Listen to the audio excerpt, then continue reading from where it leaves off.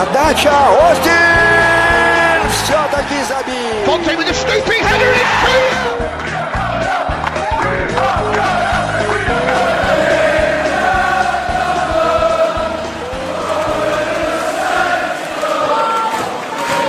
Hello and welcome to another episode of the Southampton Delivery Podcast, a podcast dedicated to the Southampton Football Club and all of the SFC fans.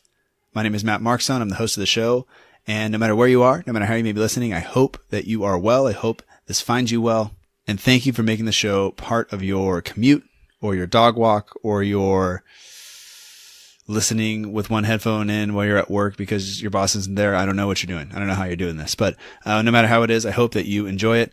And hope it is worth your time, and I think it will be. Coming off of this weekend, we got 3 points against a West Brom side that we would expect to beat, but that we also knew would put plenty of men behind the ball and try to frustrate us and get a goal on the counter. Maybe they came to play for a point, and unfortunately for them, they left with zero. But it was going to be a frustrating evening for us, for the fans, and I think for large parts it really was. Reading some of the comments.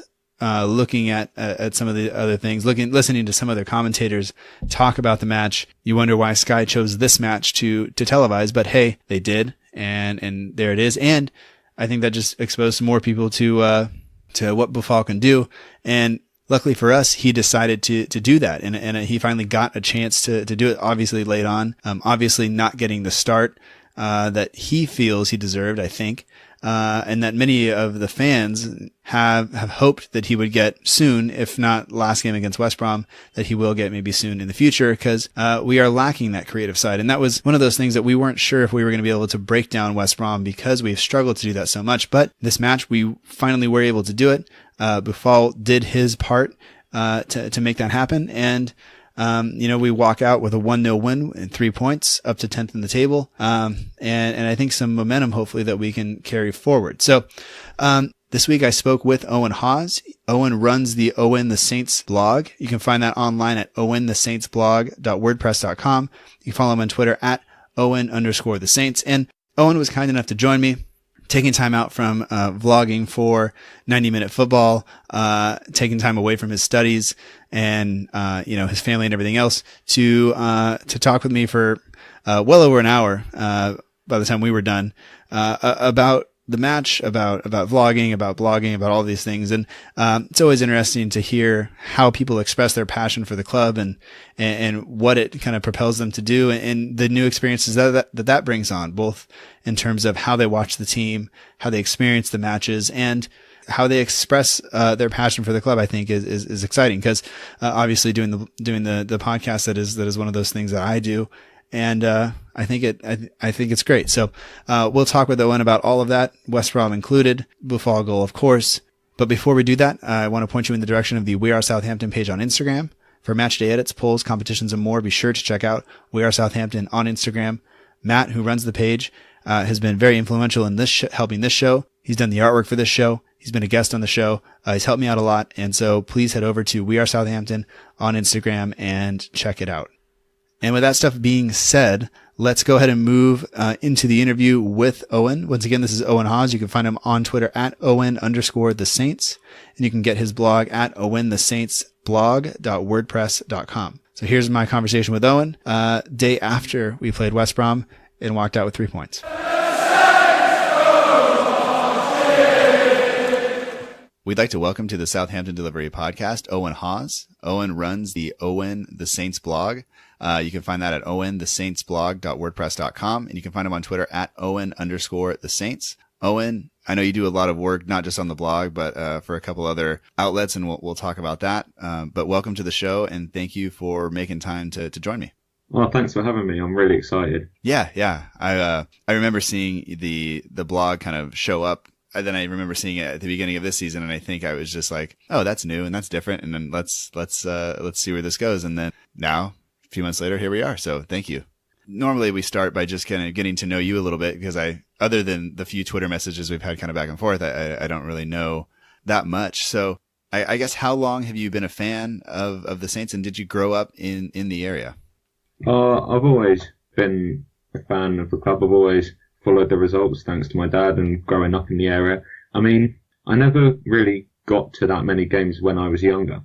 And then when I got to college, because I'm a drama student, I didn't really sort of fit in with the lads, but I found a group of mates and they all were into football. And so I got into it, and it was about the time when it was Koeman's first season, and that's when I really got into it. And obviously we were successful. So some people would say maybe I'm a tin pot plastic fan, but I know that if we went back down to the Championship now, that I would stick with us and continue writing about us, because I find that there's a link now between sort of theatre and performance and football.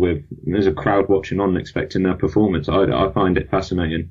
I guess on that note, when you show up, do you think that people want to be entertained, or do you think they want us like if we played kind of Jose Mourinho style football where we parked the bus and won 1-0, would people be happy? Or do you think it's more about kind of the players going out and attacking and kind of entertaining the fans?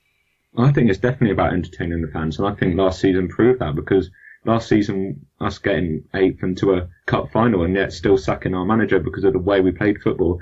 I think everyone just wants to be entertained. It's that escape in the week for 2 hours when we can just go and have some fun, have some excitement. And okay, so you could be pragmatic and get results, but where's the fun in seeing sideways football and trying to nick a goal here and there when it's so much more exciting? You get more involved when the team are really putting energy in and really going for it. Otherwise, we just support West Brom, right? Oh, yeah. Sorry, that was probably too early in a low blow, so I apologize. So you grew up in the area. When you went to college and your mates and stuff started going to matches and things like that, did you buy a season ticket, or was it just a few games here and there whenever you could? Because obviously, usually college, university, different budget situations.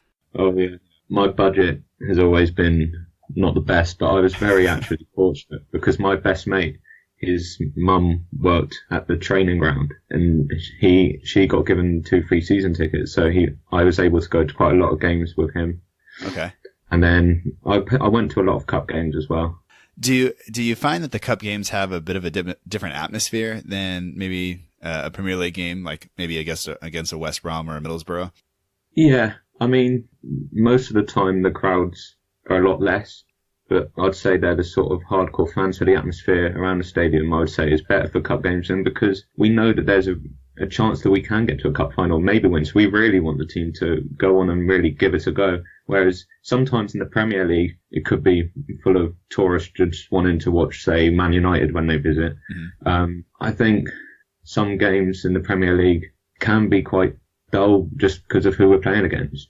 And I think the atmosphere, therefore, can suffer, whereas cup games, we know we can get something out of it and progress if we do well. Yeah. All right. Now, do you have a favorite stand to sit in? I don't know how many different places around the ground you've sat, but do you have a particular area that you prefer to sit in versus over some others? I used to enjoy, when I was younger, sitting in the sort of itching corner chapel stand, because I wasn't really sort of a loud person. I like to sit and more analyse the game. But now that I've got to vlog the videos for 90 minutes, now I'm sitting in the northern stand every game. Well, standing. The atmosphere is just so much better. You get involved more. It's just so much more exciting, even when it's a dull game, having that atmosphere around you. And I think we do sort of need that atmosphere to go further around the stadium than in one little corner. Right. And that way, you're fairly close to the away fans, correct? Yes. All right. When you are there, do you find yourself like hearing what they're saying and then kind of everybody responding to that, or does that happen? As soon as the away fans make noise, then we just try and sort of drown them out. Okay. I mean, yesterday, West Brom fans were silent. They were some of the worst travelling fans I've seen. Uh-oh. Not a whole lot to cheer about from their perspective, It's understandable, but if they're going to travel all that way down, then you'd think they'd at least try and get some atmosphere going to help their team. But the way I can understand why they were apathetic to what was happening. Yeah. Your blog, okay, you have Owen the Saints, the blog, and once again, that's at owenthesaintsblog.wordpress.com. And like you said, you started it kind of back in August. But where did the idea for you to write about the club on a personal blog come from?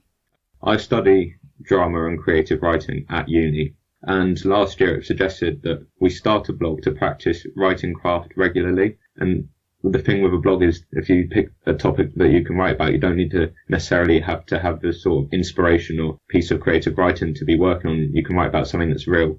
So it's just to practice on how you write as opposed to what you write.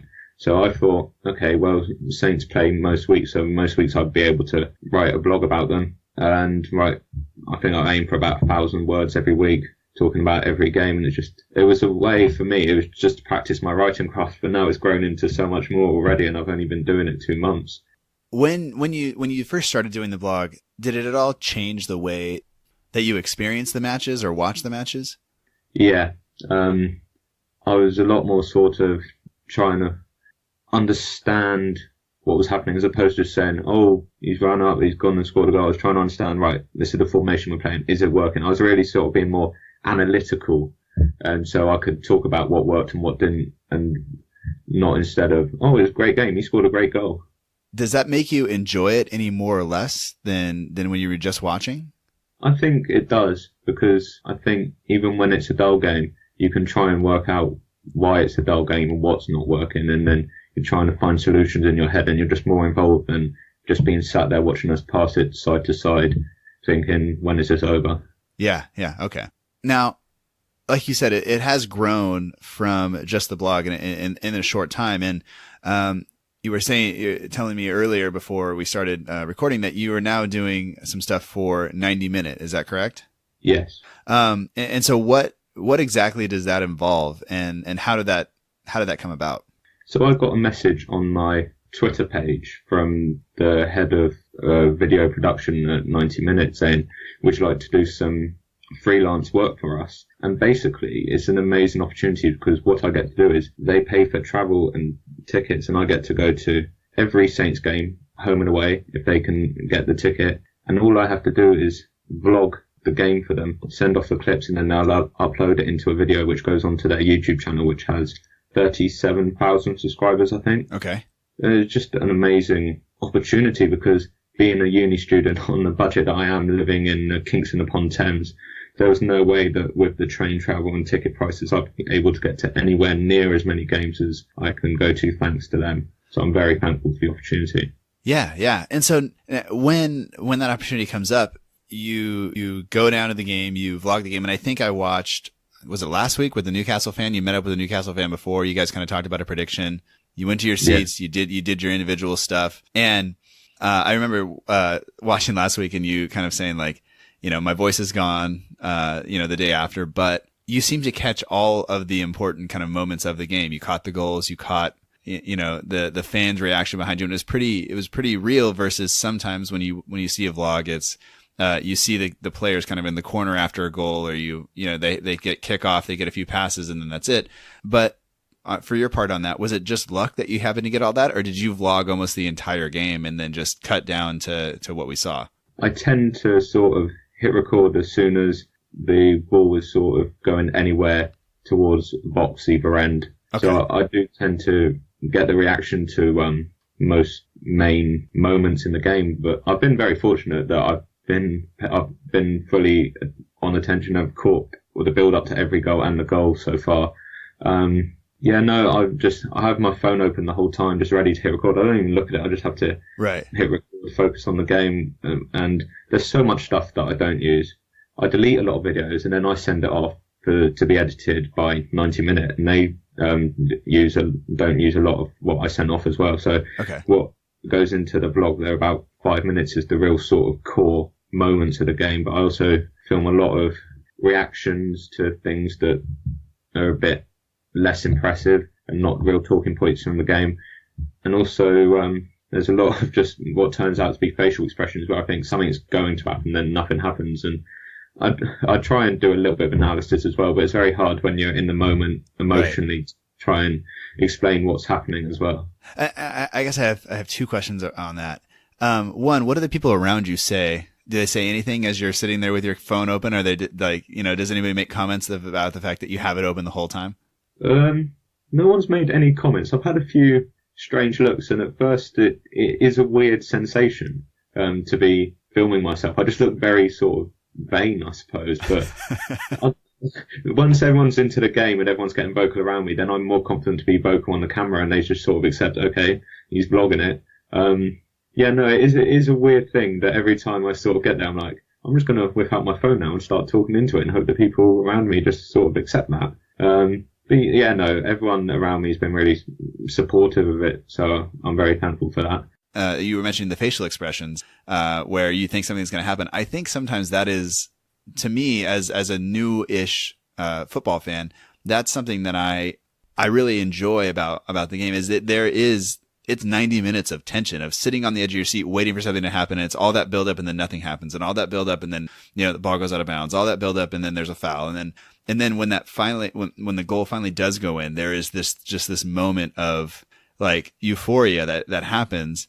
And I'm not sure that happens in a lot of other sports, even in hockey, which the scores are usually lower too. And sometimes baseball as well. But, I just think that's a real kind of difference in football. And then for you to be able to capture that, I think is fantastic.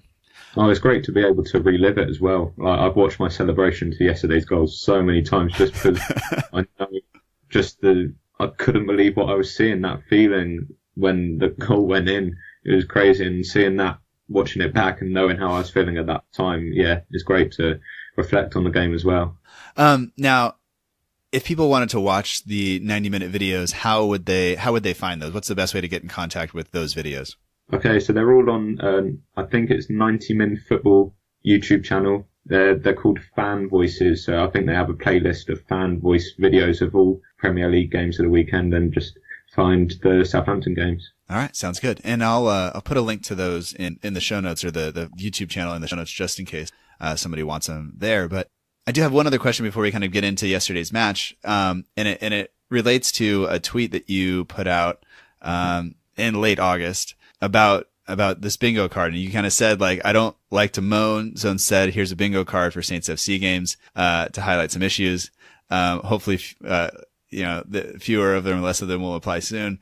Now, as you were writing these, because some of these are hilarious, the Nathan Redmond one I find especially fantastic. It says, Nathan Redmond will have a few shots. Some will be sitters he misses. Others will be selfish instead of creating goal scoring opportunity for a striker. Now, as you're writing these, at any point were you like, this is too harsh, I have to back off a little bit and redo it? That's an interesting one. My main interest in sort of whenever I'm writing in drama is comedy. Okay. And I think that comedy, there's a fine line between being funny and being offensive, but I don't know, maybe I was too harsh, but to me, a lot of people just are sort of swearing, mouthing on players, tweeting players directly, being completely unacceptable. I don't think I was particularly harsh. I was just saying what was happening every game, and that's why I made a bingo card. Because people could have taken that to a game and crossed them off, and too many of them were being crossed off. That was where the whole idea came from. Right. I wasn't trying to be harsh. I was just trying to be kind of factual, because it was true at the time. No. I wasn't saying that you were being harsh. I was just saying, like, if had I written this, like, although that Nathan Redmond one would have been what I put on the final one, there would have been some other things that I would have written that would have had to go away before the final copy was out there. Yeah. But no, I remember seeing this, and it made me laugh. Like, I laughed out loud, and I actually remember exactly where I was when I saw it. And, I think it's great. So well done to you on that. But I guess, in terms of writing about the stuff, how often do you write about every match, or just every match you attend? And how often do you post on the blog? Okay. So it's got a lot more difficult now that I'm back at uni, and with a lot of assignments being due in every week. I've made a promise to myself that I'm going to write about every game, whether I've been to it or not. I mean, if I don't go to it, generally the posts tend to be a lot less, as I'm relying on sort of match of the day and Twitter feedback and sort of my own sort of judgments from that. But if I've been to the game, then I'm determined to write a prolonged piece and analysing it, because I know that's the kind of discipline I need as a writer, is to be writing regularly. Whether I've got the time for it or not, I need to make the time to write. So that's kind of why I'm operating this blog. Yeah. All right. Now, do you feel like we're okay to go ahead and get into the match here? Yeah, sure. I'll be honest with you, that yesterday both my kids played early matches. That is an 8 a.m. start here, and then a 10 a.m. start. So that means that, I think the game started for us at 8:30 a.m., 9:30, whatever time it was. But anyway, it basically meant that I missed almost the entire thing. I caught as Tadic was in, on the West Brom goal, and managed to hit Foster, I think, in the chest and then get brought down. So from that point on, I saw the match. But other than that, like you said, I'm relying on every extended highlight that I could find on every dodgy website, known to man. I think I've seen the game broadcast in French, Arabic, a bunch of other things. So we'll see kind of what my thoughts are and if they're at all correct. But to start, we get the team sheet every week, and for once it's a different formation, even on paper. But what did you make of the team sheet, of the team selected? I have specific questions about Van Dijk and Yoshida being selected, and then the formation and stuff like that. So first of all, what did you make of the team selection in and of itself? I think it was good that we went to up top and even put that down onto the published formation image. I was sort of uninspired by it because I think after the Newcastle game, everyone was crying out for Boufal to get a start. He did a lot in that Newcastle game when he came on, and more than maybe Redmond or Tadic have done as of late. So I think most of us were kind of expecting him to start. So when Redmond was dropped, that wasn't a surprise. But then when Davis came on, I was like, all right, it's a change, and the change is always good when something's not working. But I don't know, I think we just assumed that Boufal was going to start, so it was a bit of a shame when he didn't. Defensively, everyone's calling for Wesley Hoyt to start, and it was harsh that he was dropped as soon as Van Dijk came back. And Van Dijk, I had question marks at the beginning of the game about him starting. I know he's obviously our best player, but I don't know if he is fully committed to us now. He was sort of responsible partly for both the goals we conceded against Newcastle. I don't think Yoshida's done anything to warrant getting dropped, so I was almost expecting to see Hoyt and Yoshida at the back, but Van Dijk, we did need that physical presence because that's all West Brom are, the physicality, so we needed a bit of dominance somewhere, and fair play, he didn't put a foot wrong yesterday. I guess for me, the idea that we went through all of that drama, garbage, whatever you want to call it, with Van Dijk over the summer, I don't think he conducted himself particularly well. I think it could have been handled better by him. I think the club did everything they could to kind of keep it clean in terms of what was going on, and not releasing a lot of information about it, and choosing not to kind of drag his name through the mud with the fans, which they easily could have done. But I think that Van Dijk has to play, because for me, I think anything that we say about him being committed or not, I think we're just speculating, right? Like we don't really know how he feels. But I can say that for the parts of the game that I saw yesterday, everything from his reaction to the goal to kind of him communicating with other players, I think he did look like he was more into it. Like, I don't know. And well, there was a definite improvement on last week. I mean, even in midweek, there was a tweet from him about Saints, which was the first time in ages. And I think a lot of fans are quick to judge him, saying that it was fake and not really meaningful. And I don't agree with the booing at all. That frustrated me. So much booing whenever his name was read out in the team sheet before. What is that going to achieve? He's playing in a Saints shirt. He's playing for us. Booing's not going to achieve anything. It was the same when Redmond came on yesterday. There was boos all around the stadium. It's just, you need to support your team. If he was here in a Liverpool shirt, boo him all you like, because the way he conducted himself was awful, but he's a Saints player, and we have to support them all. And I think, would you boo him to his face? Would you walk up to him on the street and boo him to his face? I'm not sure. I mean, I sure as hell wouldn't, but some people might, but that's not me. So, but I understand the frustration, especially, I guess, from fans who have, I guess if you grew up watching players like Letitia kind of dedicate themselves and say like, no, I'm staying here and I'm doing this, and be loyal. And then you have a guy who's here kind of just to put himself in the shop window maybe, and then get moved on. I can see that frustrates people, but like you said, I don't agree with the booing of the players at all. So, but with the center back partnership that we chose, I think it was fine. And you did mention the physicality of West Brom, in that if you look back on that goal that we conceded to Man United, Hoyt gets bullied by Lukaku, and so I can understand maybe the you have a little bit of a veteran presence in the back. Forster's been a bit shaky lately, so that you put those two back there, and maybe you give everybody a little bit more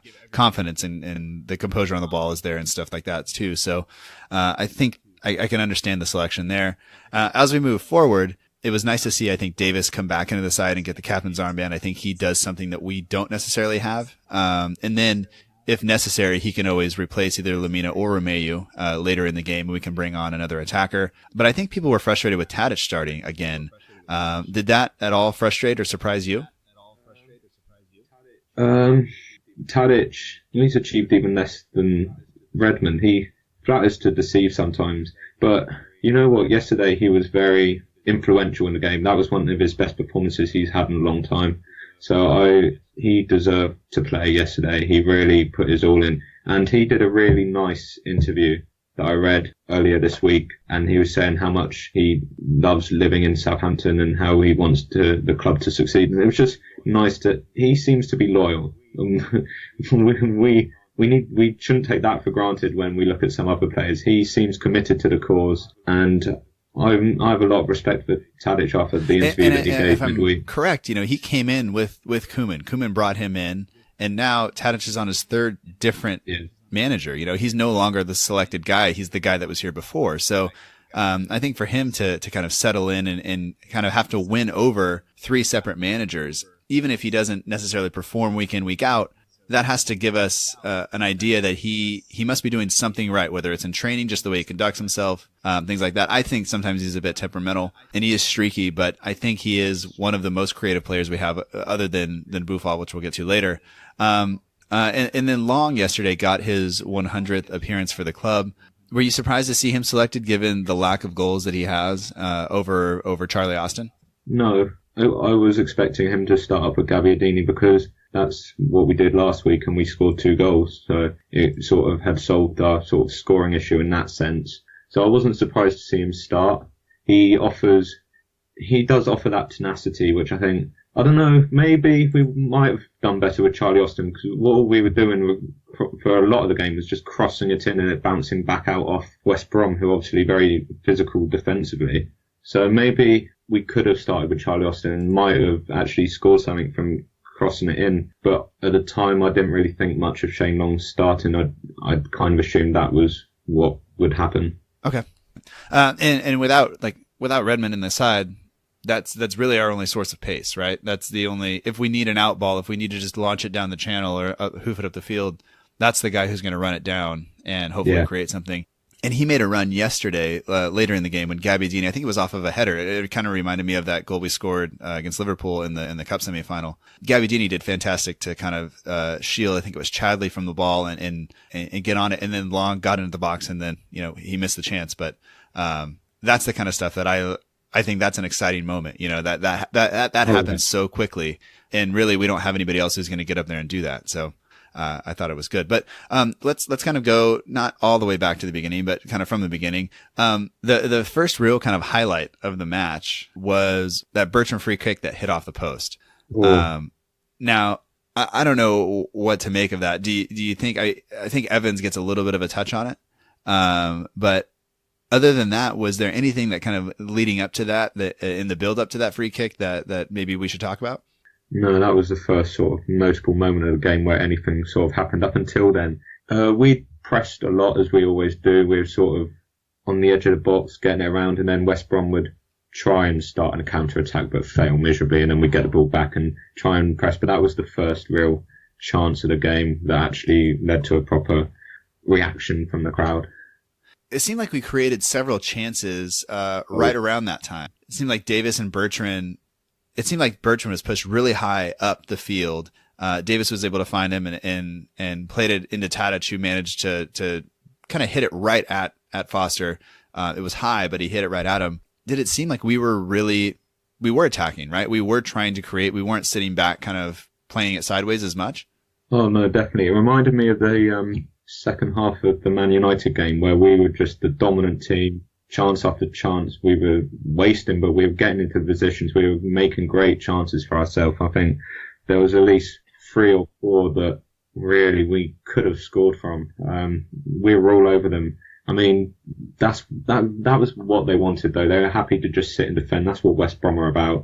So yeah, and we went into half time and they hadn't conceded. So to them it was all going to plan. They were just absorbing our pressure and we hadn't made the most of any chances, but we were really knocking on the door right through that first half with so many chances. And we kind of talked about it a little bit before, but basically West Brom showed up in an attempt to get a point, maybe? Like, they didn't really look like they were coming after us very much. Oh, no, they so negative. I mean, all their substitutions, they were bringing on more defensive players. Even once they hadn't, like, in like 70 minutes, they haven't had a shot on target, and they're bringing on more defensive players. Like, it was clear. And the time wasting from Ben Foster as well was painful. I think one of my clips that I recorded was half hour in. I was like, we've had 30 minutes of football and we've actually only played about 10, and Ben Foster's wasted about 20. It was, oh my God. And the referee just did not care. The referee yesterday, he was really reluctant to give anything our way. I mean, there was so much time wasting, and at the end there was 2 minutes added on at the first half. It was ridiculous. There's so much time wasting. It was frustrating, but they were deploying all the tricks in the book because that's what they wanted. They just wanted to frustrate us and come away with the point. After yesterday's match, I don't like Ben Foster, and I couldn't have really told you much about him, and I still can't. But I just know that after watching him yesterday, watching his kind of antics, and I think he made a couple good saves. He seems like he likes to come for the ball a lot. Like, he was quick to get out on Austin. He was quick to get out on Tadic. So in that sense, I think he did just fine, but I just don't like him. I just don't like no, he can go away. But that chance that we were talking about with Long Gabbiadini, that happened, I think, right around the 29th minute, half hour mark. And I think Gabbiadini does very well to bring that ball out, to hold Chadley off, to allow Long to get there. And I think Long does very well to get into the box, and Gabbiadini puts a fantastic ball across the 6-yard box. But leading up to that, coming off that corner, because I think that sprung from West Brom corner, was there a handball there on Tadic before that clearance? He seemed like he kind of maybe threw the arm up a little bit high, and I think he's trying to get his shoulder on it or something. But were the West Brom fans at that point calling for a handball? I think Tadic was very hidden in the sort of gaggle of players there. I don't recall them screaming for it. I mean, I personally didn't notice it, but I was sort of the wrong side of him to have seen it. But I don't recall it being such a big deal at the time in the stadium. I only asked that because it showed up on every replay in every language that I watched. So that's why I'm asking. But it seemed like maybe both teams had a shot like that. But the ref doesn't see it, whatever, it's not given. But I think that Tony Pulis, I think in his post-match press conference was not complimentary to our win. And I think had we scored from that, I think he's got another real, bone to pick with the refereeing in terms of they didn't get that call. They didn't get the call on the Boufal goal. There was possibly a foul just before Boufal got the ball. But and I don't really, like we said earlier, I don't really think West Brom showed up attempting to win. I think they showed up attempting just not to lose, and it backfired. And we experienced that last year too. But from the first half, we seem to have the much better of the chances. We seem to be dominating possession. We seem to be on the front foot and attacking much more. Kind of like you said, in the second half, when we've gone behind in games, we've tended to go after teams a little bit more. It seemed like we were doing that right from the beginning today or yesterday. And I think that is something positive, but still at halftime, all the possession and all that stuff's being said, it's still 0-0, right? What was the atmosphere like at halftime? Were the fans generally entertained? Were they upset with the fact that it was still 0-0? For the first time in a long time, there was no boos towards the result. I mean, I've been at a lot of home games where we haven't played well in the first half and there's been boos at half time. But no, it was a very encouraging first half performance. I think, yes, we were frustrated to have not capitalised on any one of those chances that we made for ourselves, but we were making them. We were really going for it, and we couldn't fault their effort. So I wouldn't say we were confident, because this is what everyone was expecting, sort of 0-0, us getting frustrated, and then West Brom just soaking up the pressure and not really attacking themselves, just defending. So this is what we were expecting, but it was encouraging for us. So yeah, we were just hoping that we'd have a moment of magic in the second half. All right. We created a bunch of chances in the second half, or quite a few chances. I won't say a bunch, but quite a few. I think West Brom's best chance was J-Rod goes through. He makes a fantastically timed run, and he goes through, and then that shot wasn't even close. But at any point, were you nervous about us losing the game versus just getting a draw? At that particular moment, yes, because he was through on goal, and we've obviously seen in the past what he can be capable of. But I think after that chance went well wide, we were like, okay, they're offering nothing dangerous to us. And until towards the end, West Brom started growing into the game towards the end, just before we scored. So I think it got a bit nervy right towards the end, but for the majority of the game, it was us doing the attacking. If anyone was going to score, it would be us. But we just didn't know if we actually would. I think most of us just assumed, especially at half time, and then for most of the second half, that this would just be another 0-0. Okay.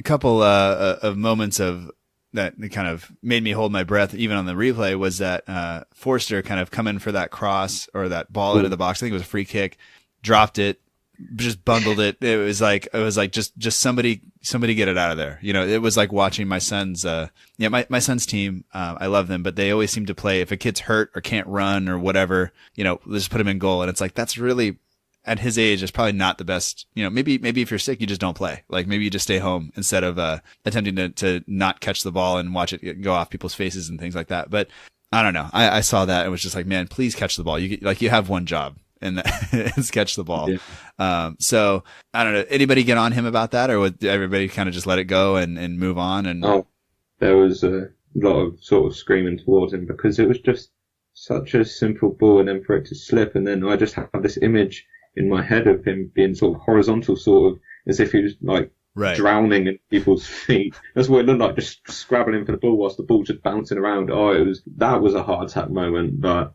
I remember I was vlogging at the time. I don't think it made the final edit, but I was just there, sort of frozen face, like, what am I watching? Is this actually happening? Yeah. All right. And then it seemed like almost the next real moment of note was Tadic going down in the box after going through on goal. And I forget who plays him the ball, but it's a well worked kind of move, and he's got plenty of space, but Foster comes out kind of right away. Tadic hits him, I think, in the chest, with the ball, and then Foster kind of grabs his leg, and then I think Tadic, he goes down, but I think he sells it too much. Did that happen in front of you, or is that on the opposite end of the pitch from you guys? That was the other end of the pitch. So we were all screaming for it, but looking back, I don't know, Tadic has a reputation for whenever there's any slightest contact, or not even contact, he does have a reputation for going down very easily, and I think that played against him yesterday, because he was sort of grabbing his foot. So if he made less of it and didn't have a history of making a meal of everything and even diving, then I've seen refs give it, but I'm not going to argue against it when it's Tadic and he makes a meal of it. Yeah, definitely. And I think though that I think it's part of the game. Like that is part of what you have to do as an attacking player. I think I hear people talk about it all the time. If you feel contact and you realize I'm not getting to that ball before the defender gets there, I'm going down. And then if you get the penalty, great. If not, probably nothing else is going to come from that chance anyway, because since he had already missed, he had missed the best shot he was going to get in that moment. So I see that, but I just think, maybe you can give him some acting lessons, because he made it, it was too dramatic. But that's another thing. But Foster did definitely put his hand on his leg, and I think Foster was trying to yank him back a little bit and just missed. I don't think Foster I think if Foster could have gotten a better grip on his leg, he would have. And I think he was taking a chance there, but it didn't happen. After that, it seemed like West Brom was kind of growing into it, coming off of that. And I think maybe the dive, if you want to call it that, by Tadic, kind of maybe inspired them a little bit. But then we have kind of that moment of magic. The NBC reporter here, or a guy calling the game here, said it was a moment of magic from the Moroccan. I mean, I'm sure everybody's seen it 1,000 times, but it was just such a fantastic goal, a brilliant piece of individual skill, which worries me a little bit, because we're not necessarily we're not scoring from chances that the whole team kind of creates. We're creating chances, or we're relying on people's moments of individual brilliance. But at the same time, when you have, two banks of four, or a bank of four and a bank of five, maybe you need that moment of individual brilliance. And we don't really have that in the squad up until now. So what was it like watching that run up to that goal? So he starts near me and running towards the other end of the goal, and I start recording. I'm like, Boufal's mugging off West Brom here. he's still going. He's still going. Oh my god, shoot! And then he actually scored. It went from being sort of like just tricks and mugging people off and giving us a bit of entertainment to like, okay, he's actually going forward here. He's still going. He's through on goal here. Oh, he's shot. He scored. What? How has this just happened? Yeah, that I managed to film my reaction to all of it, because at the first I was just like, oh, I love this guy. He just mugged everyone right off. And then when he's sort of getting closer to goal, I was like, oh, he's still going. Like, oh, this is there is a chance. At what point? Because for me there was the initial when he got the ball and kind of seemed to fight off the defender. And I think last year he goes down right there. Last year, I think he got bullied off the ball, and I think he's made an improvement this year in terms of one, being more willing to come back and track back and help on defense, which he didn't do very well last year. Two, and I think he's gotten stronger and has definitely kind of, I don't want to say toughened up, but realized that in this league, you're not always going to get the call and people are going to bully you off the ball a little bit. So he holds the ball there. He turns the defender. At what point did you realize or think like he could actually score? I think it was about when he was halfway into West Brom's half, because then there was just the defenders remaining, and then two clattered into each other, and all the space, he was just finding all this space for himself, and then there was literally then the defenders left, and it's like, well, he's just got past half a team back there. He can find a way past them in this moment, and he did. He slotted it past them, and it was such a cool finish, considering the intensity of the run and the everything, the skill that was needed to make that run, to just then slot it home. I love that goal. Yeah. I can't stop watching it. And people were putting up polls and stuff about, which goal was better. Was it the one he scored in the cup run last year? I think he scored against, Middlesbrough or somebody else. But for me, this is better than any ball that he picks out of the sky and hits, one touch and hits it, because this shows, this kind of embodies all of the skill that he has, the speed, the strength that he has kind of seemed to acquire recently, the dribbling, the elusiveness, and then the ability to not just smash it into, the middle of the stands, which was what I think most of us would do in that situation, because we'd be so hyped up on what had just happened. So I think that goal for me is my favorite goal of his. And I don't know. I think it's probably the best goal that I've seen from him or from a lot of people, recently. A different kind of impressive than when somebody hits it from 35 or 40 yards on the volley, but, so for me, I don't know. I love that, but, I think we have to talk about, just a few more kind of things. And one of those being his reaction or his celebration to the goal. Obviously he's frustrated from lack of play. I think the fans expect him to play. I think we all expected him to start, especially after coming on last week and playing well, given that Redmond and Tadic maybe haven't performed. But was anything made in that moment? Was anything made of his reaction to run towards the Pellegrino and do what he did? All the people that I was around, we didn't notice. We were too busy sort of going crazy ourselves, celebrating, jumping around, sort of, have we just witnessed this? That at the time, I didn't even realise what he was doing in his celebration, and I'm not sure how I feel about his celebration. I can't make my mind up because I'm of two minds. He's showing how passionate he is. The guy wants to succeed here and play, and that we can only applaud. But how Pellegrino's reacted to it, is it disrespectful to Pellegrino to sort of do that in front of 30,000 people and live on TV around the world? I don't know. But in that moment, I just think he deserves to be playing. A lot of fans are saying he deserves to be playing. And then in the interview afterwards as well, Pellegrino was sort of very dismissive of Boufal, what he brings to the team, and was saying that it's not explicitly saying it, but get the impression that he's not guaranteed starting next week. So I think there's some sort of issue between Boufal and Pellegrino. And I don't know whether that's only going to have made it worse, which would be a shame, because us fans, we want Boufal. We want to see him doing his thing. I mean, even in the 10 minutes he was on, he created 3 sort of openings, that goal, and then he obviously found Redmond when Redmond unfortunately fell over, but that was Redmond in space, and then he found Charlie Austin as well, who hit the post. Like, he did so much in that 10 minutes. I think if he needs to get a run of games and can really influence it, but at the moment Pellegrino doesn't seem to want to take him, and even wasn't even very complimentary of him in the post-match interview.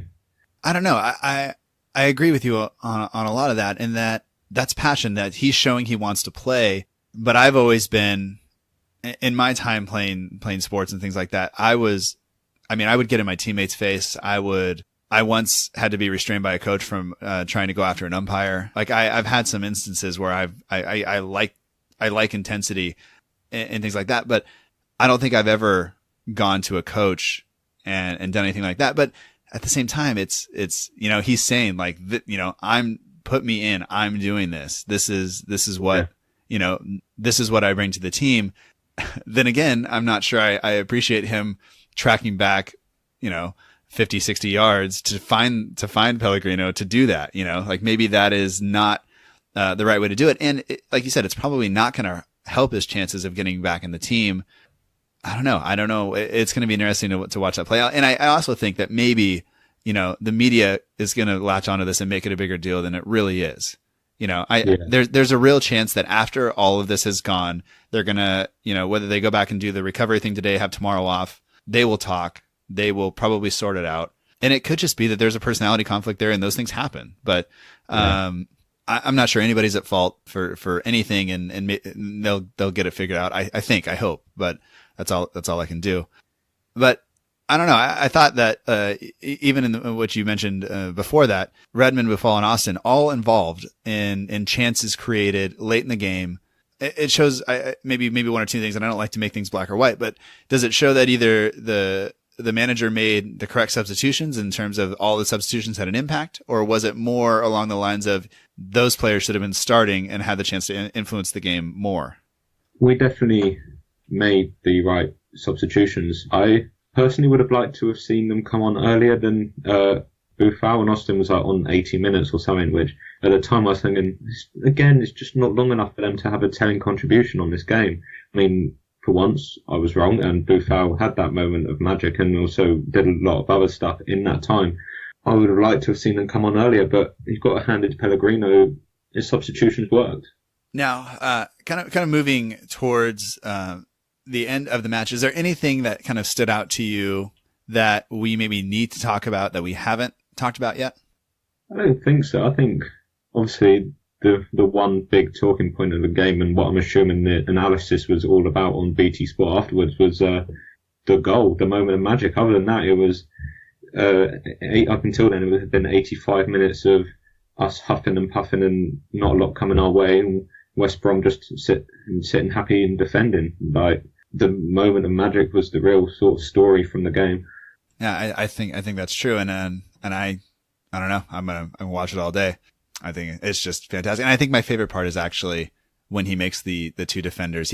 I think I like the fact that he forced himself to stay up and fight the guy off initially.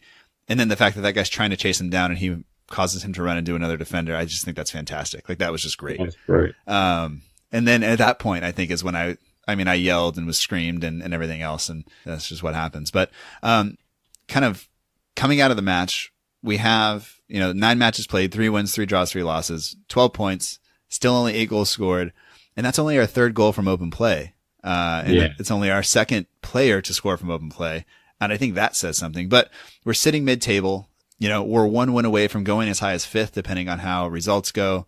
But we're also 1 loss away from, dropping all the way down to 14th, depending on how things go. So we're still it's early and there are lots of things that can happen. But I think we're still going to have to be careful in terms of when we go into our next couple of matches. And we have winnable matches, Brighton and Burnley. Not easy by any means necessarily, but definitely going to be, we're expecting to win those matches before the next international break. And then we come back and the schedule toughens up quite a bit. We go on that run of having to play teams like Liverpool and Everton, which maybe not as tough, but I always expect them to be better.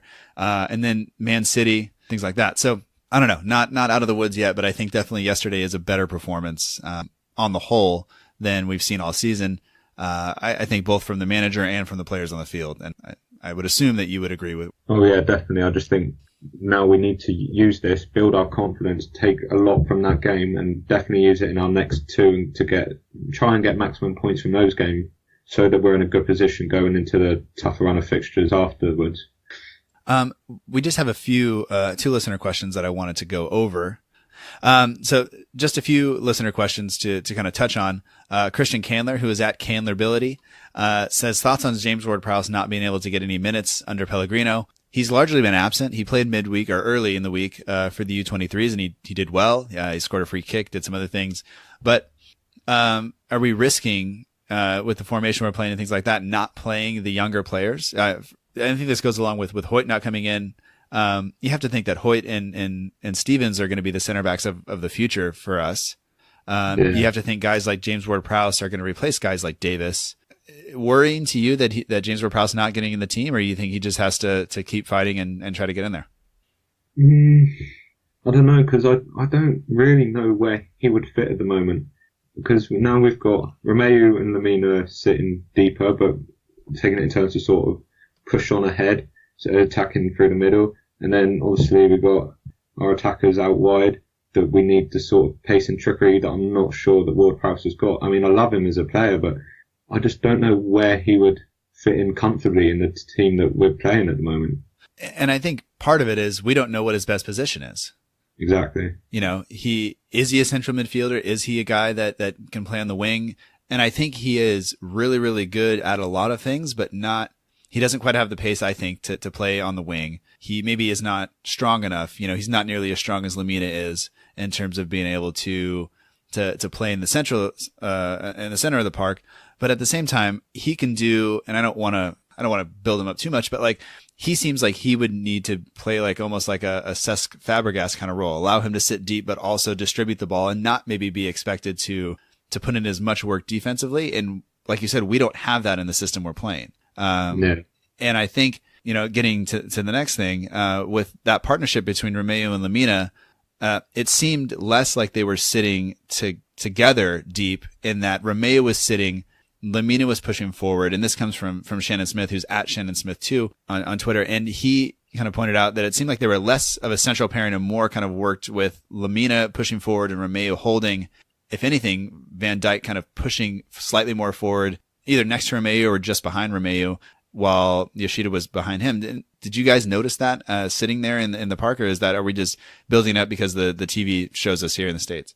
Oh no, I definitely noticed everyone sort of pushing further ahead, but I'd say that was to get sort of manpower further forward, because West Brom just didn't really trouble us defensively, so there's no point wasting having more players sort of going further forward, so that we've got more players for the ball to fall to and pass around and keep possession, try and spread West Brom apart, try and open them up. The more people we've got, the more opportunities we can make for ourselves. So I think it's more to do with the fact that there wasn't a lot of pressure on us defensively, so we were able to keep control at the back whilst also pushing up further.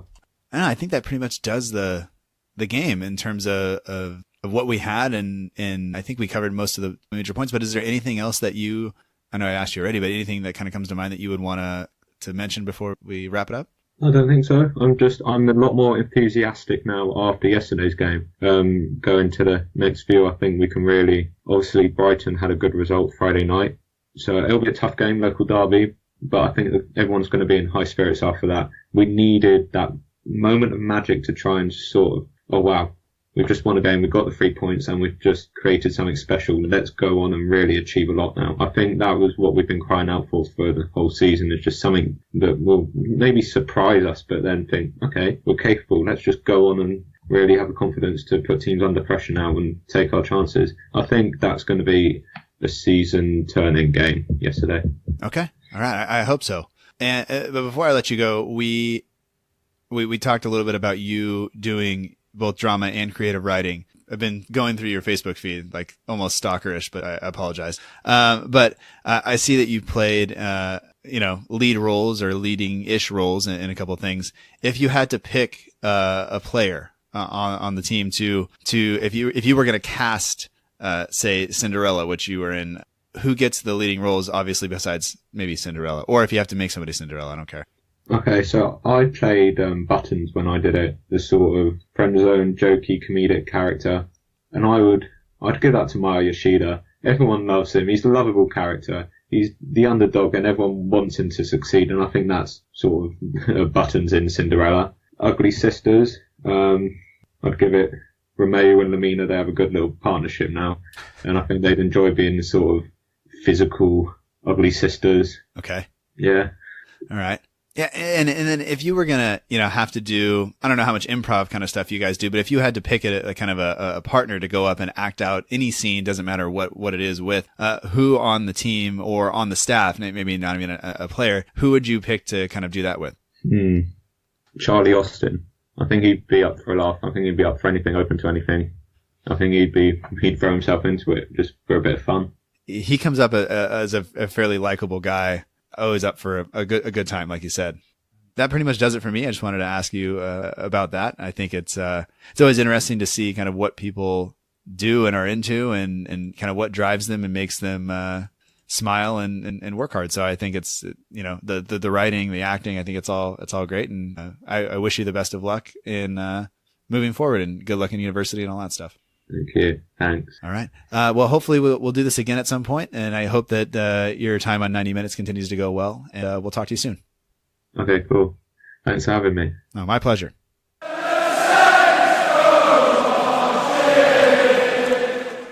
Once again, that was my conversation with Owen Hawes. You can find more from him on Twitter at Owen_the_Saints, and you can get his writing at owenthesaintsblog.wordpress.com.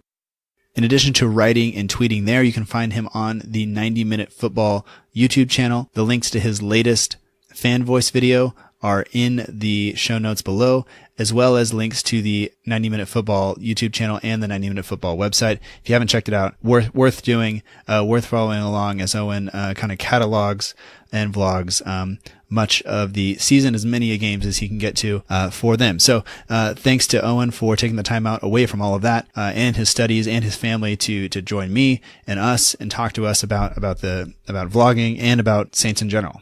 The 3 points we got this weekend against West Brom were largely due to the moment of individual brilliance from Sofiane Boufal, and coming on as a sub, coming into a match, into a side that needed life and needed fresh air. I think he provided both.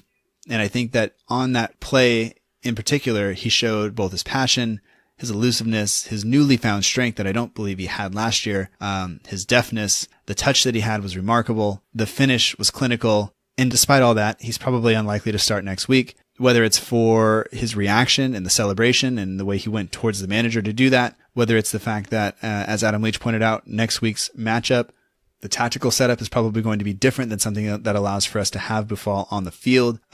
So it's more than likely that he will start on the bench, despite being great when on the pitch the last 2 or 3 appearances. But no matter what you make of that, the goal that he had, I think, is worth looking at one more time.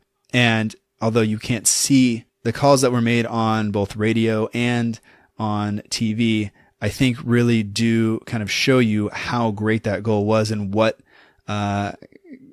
just the shock and the awe in people's voices, as they call it, I think are worth listening to. So to end the podcast this week, we're going to listen to some of those, both from all the way back from the BBC to Sky to NBC, to some French station I've never heard of. So, we're going to start though with the BBC, and this one is especially comical because the announcer, I don't know who it is, but he calls Boufal Lamina for much of the run. We pick this up about the time that Boufal turns and makes his way towards the halfway line and into West Brom territory. Lamina's done well to get away from Neom, and off he goes. Gabbiadini ahead of him. He might go all the way here, Lamina. There's some run. Still Lamina. Look at that. Oh, what a goal! That is absolutely sensational from Boufal. Carrying it all the way down. Skips his way through. And a game that needed a goal. I think you can hear the raw excitement in his voice, and you can hear it building from him the entire time. The kind of, as he gets closer, that he may go all the way, he may do this, and then when he does it, you can hear the crowd, you can hear it all. I think it's just a fantastic example of exactly kind of how that goal struck everybody there. So let's go ahead and take a listen to the French call. Now, I don't speak French. I don't think you need to necessarily speak the language to have an idea of where he is when making the run in relation to the words that are being spoken by the commentator. On l'avait dit tout à l'heure, j'ai peut-être effrayé certains téléspectateurs de CFR Sport. J'avais peur de ça, c'est le cas. Mais voilà, un garçon qui va peut-être mettre un peu le feu, c'est fait, c'est Sofiane Boufal. C'est Sofiane Boufal, le talent de Sofiane Boufal. Sofiane Boufal, le but exceptionnel du Marocain, le talent de Sofiane Boufal. Alors, 1-0. Incroyable action de Sofiane Boufal. Il est parti de sa moitié de terrain, Sofiane Boufal. Il a avalé les kilomètres. Il fallait bien ça dans une rencontre totalement privée de spectacle et de génie pour l'instant. Oh, quel but!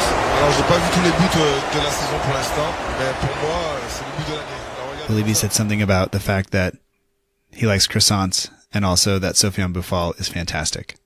Other than that, I got nothing out of it, other than he's very excited. And I think the goal, once again, it just shows what that goal was. Now, also, Adam Blackmore had the call on the BBC Radio Solent, always streamed live on the Saints website. So let's go ahead and jump to his call before we get back to the TV call. So this is a radio call, and once again, this is Adam Blackmore. Boufal breaks. He could win us the game. Does brilliantly. Goes past three players. Still going, Boufal. Looks for help. Boufal shot! Oh my word! And I don't think you have to say anything about that clip. That is exactly what it sounds like. When that ball went in, when he made that run, oh my word. I thought that was fantastic, and I always enjoy Adam's commentary any midweek game because I am at work during those night games. I do enjoy listening to Adam give the call on the BBC Radio Solent. Let's go ahead now and check out the call that was on NBC here in the United States with Arlo White giving the call. Listen to his reaction as Boufal goes on this run. Boufal spins away from trouble. Now approaches Dawson. He skips by him. Two West Brom players collide. What a goal this would be. Boufal! Oh, I say! What a goal by Sofiane Boufal!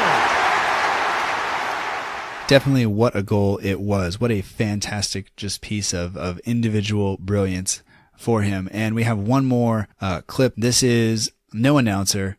This is just the sound of the crowd isolated just moments before he scores. And the reason I'm throwing this one in there is because I think that for so much of the fan base, we're calling out for an effort like this, for some passion like this, for a goal like this, something to get excited about, something to start our season off, something that we can latch onto, that we can look back on and say, this is what we can remember, something we can remember about the season. Because I think large parts of the season have been forgettable. 9 games in, I think that, maybe unfairly we're being harsh on the manager, but in fairness, we haven't had a whole lot to be super excited about. And so I think that you can hear I don't want to say the relief, but you can hear the excitement in the crowd.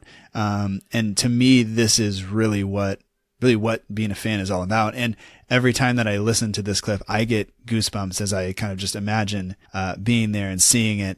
And I hope you do too. And I've probably built it up so much now that it won't mean anything, and half of you will shut this off. But I hope you're still listening, and here it is.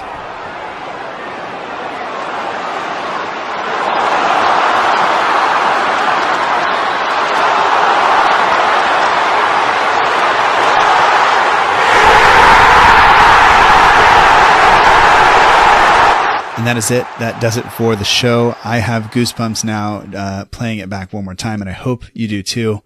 I know the sound quality on some of those is not the greatest. I just did the best I could, but I hope that you enjoyed it. Please consider leaving some feedback, whether it's on Twitter, Facebook, sending an email, leaving a review on iTunes. All of those things help very much.